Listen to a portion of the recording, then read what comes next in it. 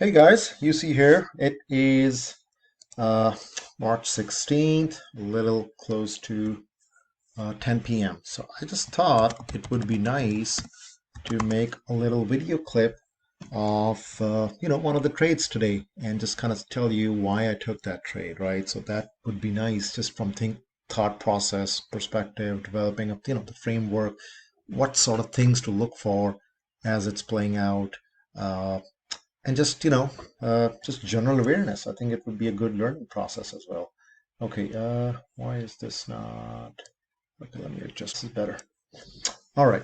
So, so we took a trade towards the end of the day, right, in Amazon. So it was a bullish chart, but then what happened? What was the thought process? So let's dig in, right? Let's get into maybe an hourly time frame. Or actually, let me pull my other chart with all the good stuff here. So let's get into a 5-minute chart, right? Just kind of try to see what's happening throughout the day, right? So as you see, let me do one more thing. So this trend line you see, the green trend line, I adjusted that intraday, right? But it was like this in the morning, right? That was the trend line, right? Because we started from here and we joined it with this one. So it went from these 2 points all the way through, and this was sort of the uh, trend line touch point, right? So that's how it was. But then when the stock price dipped and made a low of the day, and then it went back up above the high of the day, then at that time, this trend line is not valid anymore, right? So then you just adjust that trend line from the same point here, but now this time, this becomes the new, second point where you have to draw the line through, because the first one is not valid anymore because this is the new swing low. So now this becomes the line. So as soon as I draw that one, and then we had this intraday downtrend line like this, all that stuff, right? So that was, uh, what really prompted me was like this. Let me show you maybe a 30-minute chart, right? So 30-minute chart, right? What it tells you is what happened was right after the FOMC statement, the stock took a dip, right? It took a flush right here from the highs of the day all the way down, and it back tested this trend line, this downtrend line that it had gotten out, breakout above early in the morning, right? So it had gotten above that level. So that was a good back test, right? And then ideally, I should have taken the trade there at the back test. Why? Because my risk would have been low. If it would have failed from here, my stop loss would have been here, right? Versus if I had gotten in here. So that means my stop loss would be something like that. But anyways, I missed that. I wasn't on the screen or watching or whatever.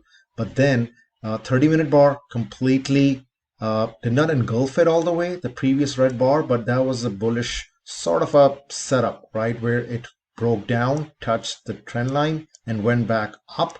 Uh, I don't really remember what you call this pattern, but from price perspective, what it means was usually when the 30-minute bar closes like this, the next 30-minute bar opens up and it went down, but then the buyers kicked back in and started making this move higher. So this was sort of the trend line that I was watching for it to break above. It already did that. Let's get into a 5-minute time frame. So I think I ended up buying the 3050C. I think one was like around 3022, 3023, right somewhere over here, right?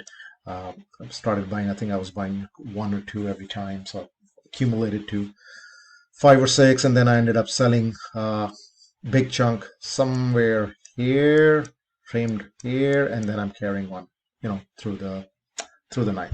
So, but that's the thought process, right? That it went back down, tried to break down below, did a back test, and then went back up, right? The whole market was bullish. If you look at QQQ, it was doing the same thing, right? Went back down, touched this trend line or this level it broke out from, or the high of the previous day, which was right here. So it went back down, touched exactly that level, and then went back up, and now it was breaking out of the downtrend line in the higher time frame, which I can show you. Looked something like this, right? This red line you see, that's That's the downtrend line in a higher time frame, right? Sorry, it's a little messy, but here it's a little bit more clear. So now we have a close above the trend line. Probably we push a little bit more and then we'll monitor for continuation, but that's the level to see on the upside now, around 350, right? That's where it bounced from previously, it got resisted, and now this is the fourth time I think it's trying to get above the trend line, right? Starting from all the way here. Let me see. Yep, right there, right there, right there, right there, and now it's getting back above. The volume is good too, supportive, so that's nice. Tesla, good looking chart. Let's see if we maybe want to pull back a little bit, see if it holds, goes back up above, breaks the highs of the day, today, and then we'll monitor for continuation. I think the real resistance is not up until 866, between 860 and 866, right? So we'll see how this one goes, but that's where it looks like. But if it fails, we'll have to see what is the structure and what where it closes. If the day closes like that, maybe it's a pause day, and then on Friday it booms, it goes back up above towards 866. We'll see, but right now it looks nice. So I just wanted to make this short clip and hope you guys like it. If you have any questions, you can always reach myself or any. I'll be more than happy to talk, and I'll try to set up a Zoom call tomorrow later after market close or something like that, just for some general chit chat. Okay. Hope you guys like it. Have a good night.